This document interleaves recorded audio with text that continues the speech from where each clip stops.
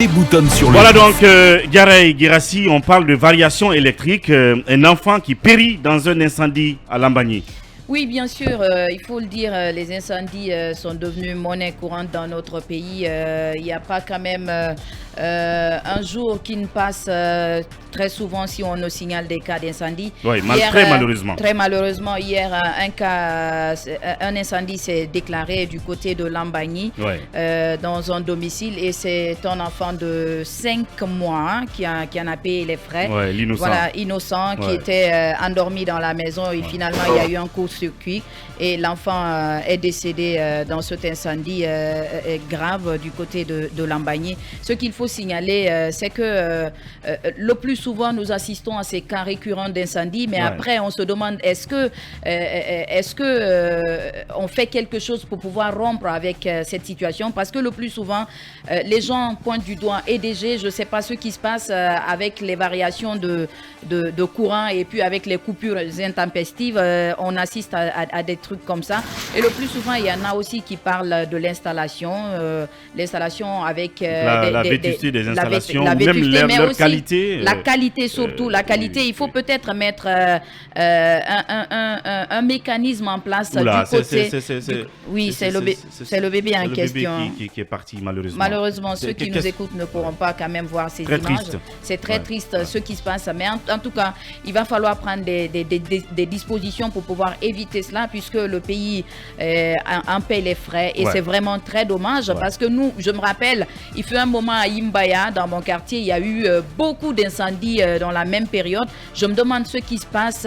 Est-ce que c'est la faute à EDG ou bien c'est la faute aux citoyens même qui font des installations pêle-mêle, ou bien c'est parce que les installations sont faites de façon très anarchique. On peut bien mettre en cause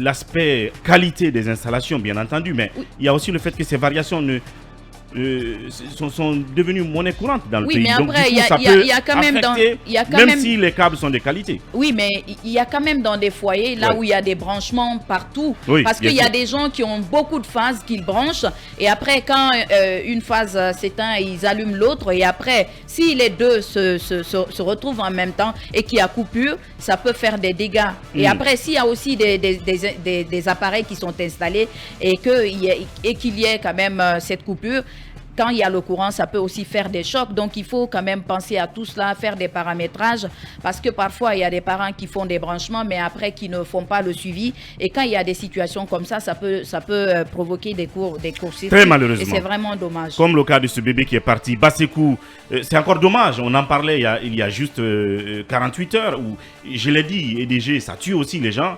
Et on a un cas, là, malheureusement. Oui, au-delà de ces cas malheureux, c'est aussi cette indignation, cette frustration dans les rangs des abonnés du côté de l'agence EDG de Lambagny, où à tout moment on vous coupe le courant parce qu'on vous a présenté des factures fraîches dans des délais qui ne sont pas respectés. On vous demande sur place de pouvoir donc vous acquitter de ces factures fraîches. C'est le cas du groupe Fréquence Média, où depuis 72 ans maintenant, eh bien, on a du mal à être établi à cause notamment de l'intransigeance d'une certaine directrice commerciale qui se trouve donc de ce côté, qui reste donc sourd à tous les appels, à toutes les instructions qui ont été données, parce que je rappelle que dans le cas du groupe Fréquence Média, il y a 3 jours, on nous a présenté 2 factures fraîches de 28 millions et de 27 millions, donc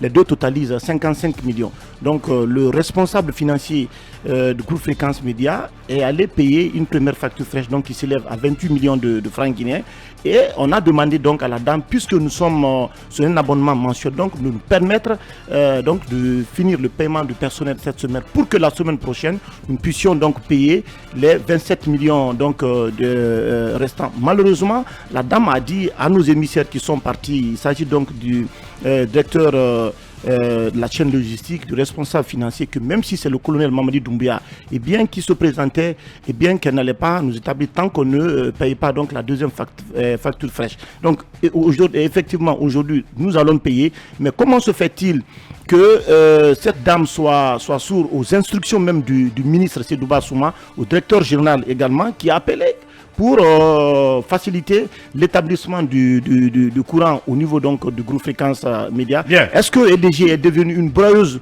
des petites et moyennes entreprises en Guinée? Parce que si vous avez des entreprises qui n'ont pas une grande capacité financière et qui doivent payer entre 50 à 70 millions chaque mois, je pense qu'il faut tenir compte aussi vraiment de cette situation. Aujourd'hui, nous allons nous acquitter, mais c'est une dame qui parle avec mépris et arrogance. Quand vous vous présentez devant cette dame, elle vous regarde avec dédain, elle n'a pas de considération pour les gens. On a eu beaucoup de témoignages comme ça, notamment des abonnés, des clients de EDG Lambagné qui continuent de se plaindre, notamment du comportement indélicat de cette dame. Ce qui est tout le contraire de ce qu'on nous apprend dans les classes de...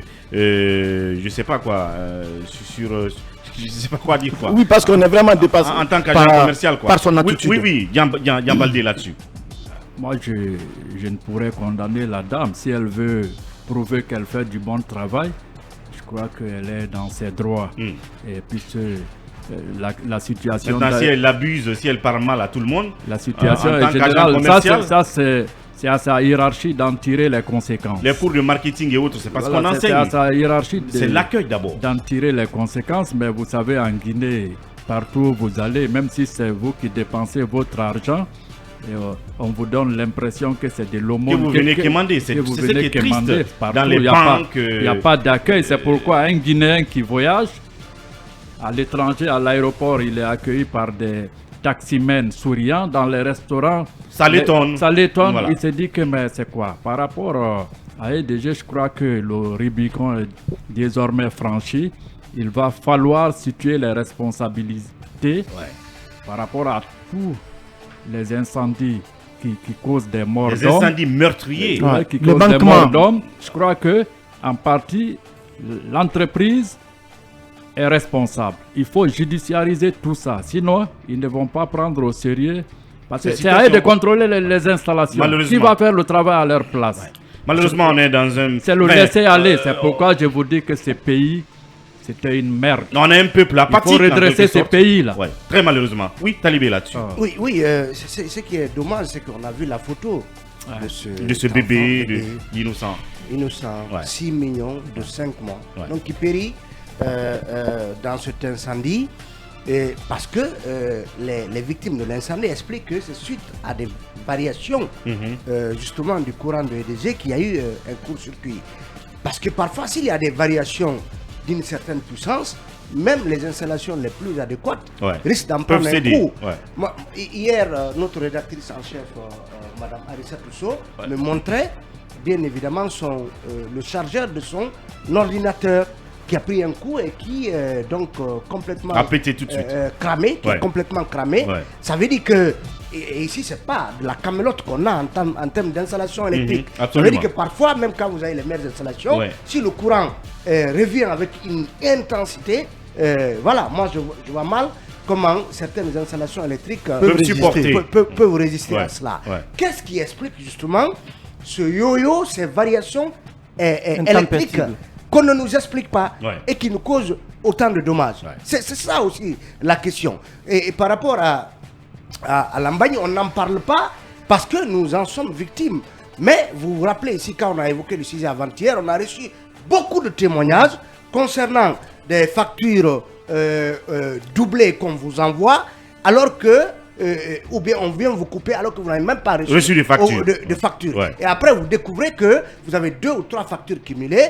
Vous voulez avoir un paiement échelonné, on vous dit non, alors que, en principe, voilà, vous avez votre petit budget mensuel que vous gérez, mais finalement, les gens se retrouvent coupés et il y a malheureusement en face personne à EDG Lambagné pour vous écouter. Parce que quand vous venez, la dame de fer qui est, voilà, n'écoute personne, n'a pas de respect pour les clients. Donc je pense aujourd'hui qu'il faut à la fois remédier à ces variations électriques qui causent beaucoup de dommages, mais aussi remédier au comportement très peu amène, très peu professionnel de certains agents du côté de EDG. Parce que le client, il est roi. Et les gens aujourd'hui, ils savent que la dynamique à EDG est que si vous n'êtes pas régulièrement abonné, si vous ne payez pas vos factures, vous n'avez pas d'électricité. Mais lorsqu'on n'a pas déposé votre facture à temps, ce n'est pas votre faute. Absolument. Donc, il faut que cela soit réglé. Ou bien, mais c'est même dramatique qu'un agent commercial, quelqu'un qui a fait des cours de marketing et commercial, dise que c'est au client de venir chercher la facture. Peut-être même ils peuvent. C'est bizarre, en tout cas, moi je ne comprends pas. Peut-être ils peuvent même insérer deux systèmes d'envoi de factures parce qu'ils ont les numéros de téléphone de tous les abonnés. Peut-être qu'ils peuvent mettre en place une messagerie qui fait que dans un premier temps, on vous envoie une copie de votre facture à travers cette messagerie et ensuite la facture physique vous est déposée. Ça fait qu'au moins si par un moyen vous n'avez pas vu, par le dépôt physique vous n'avez pas reçu votre facture, peut-être qu'à travers la messagerie vous allez recevoir. Mais il faut quand même faire tout ça dans un certain respect des clients parce qu'on n'en peut plus de subir les humeurs des employés des EDG. Voilà, cette mère, on imagine sa tristesse qui donc a dû perdre son enfant dans cet incendie cabinet.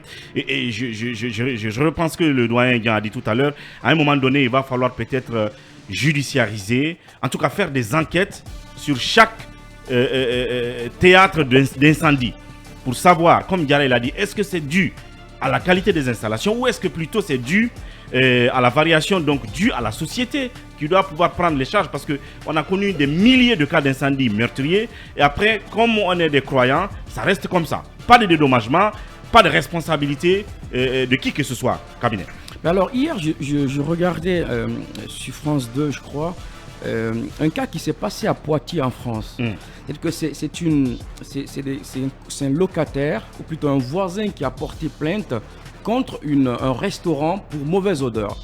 Ce qui s'est passé, c'est que le procureur a fait un transport judiciaire sur les lieux pour constater. Absolument. Je pense que des cas comme ça doivent être faits chez nous. Pour voir, par exemple, qu'est-ce qui a été à l'œuvre. Est-ce que la responsabilité de DG est engagée ou c'est le fait d'un mauvais branchement dans les ménages? C'est le ménage. Parce qu'il y a une clause. J'apprends par des gens qui connaissent bien ce secteur-là, qui en fait une clause chez EDG qui stipule que la responsabilité d'EDG s'arrête au poteau.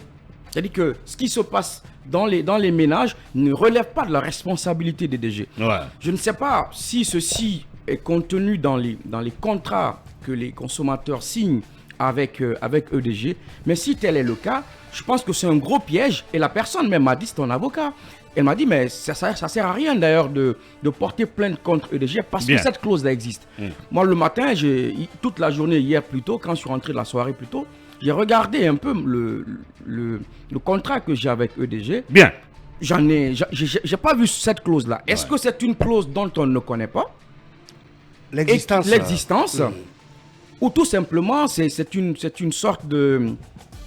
et après, on nous dit qu'il y a des associations de défense des consommateurs qui existent. Parce que c'est des choses qui peuvent regarder. Ça peut être un vice. Ça peut être un vice que l'on introduit comme ça. Bien. Et parce que je ne comprends pas que depuis des années, il y a des incendies dans les ménages. Depuis les gens en meurent. Jamais on ait intenté une action judiciaire. Rien. Je pense qu'il va falloir commencer à le faire.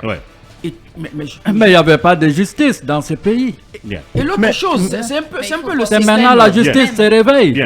J'ai envie de m'appuyer aussi sur un point de cette histoire. C'est en réalité le système de suivi des réclamations.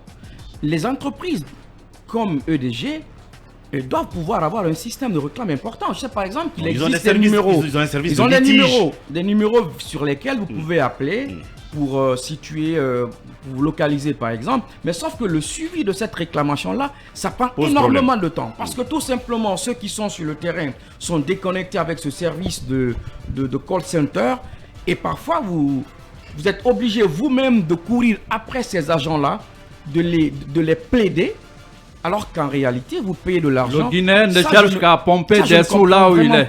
Les gens ne travaillent pas. Bien, ça, la vérité. Questionner l'action de DG. Et je pense que l'idée d'une judiciarisation des cas d'incendie, c'est une bonne idée. Récemment, il y a eu un procès contre le chauffeur qui conduisait le minibus qui a tué des étudiants de Farana. Pour Farana. Donc, ce genre de situation, il faut que les gens sachent que lorsque vous n'avez pas assumé toutes vos responsabilités, vous n'avez pas joué votre rôle dans le cadre de rendre un service susceptible de sécuriser les bénéficiaires de ce service, vous devez répondre devant la justice. Absolument. C'est pourquoi il faut encourager cela, parce que EDG se croit tout permis et donc finalement nous sommes livrés disons aux incartades et au manque de responsabilité de cette société en matière en tout cas de services de qualité et avec la sécurité y afférente. Et oui, évidemment, parce qu'on est versé dans le fatalisme et parce qu'on est des citoyens apathiques, aucun cas d'incendie électrique ne fait l'objet d'enquêtes et de situations de responsabilité. Très malheureusement, nous présentons toutes nos condoléances à la famille qui a perdu ce bébé, cet innocent, et vivement la mise en place peut-être d'une équipe d'enquête dès qu'il y a incendie.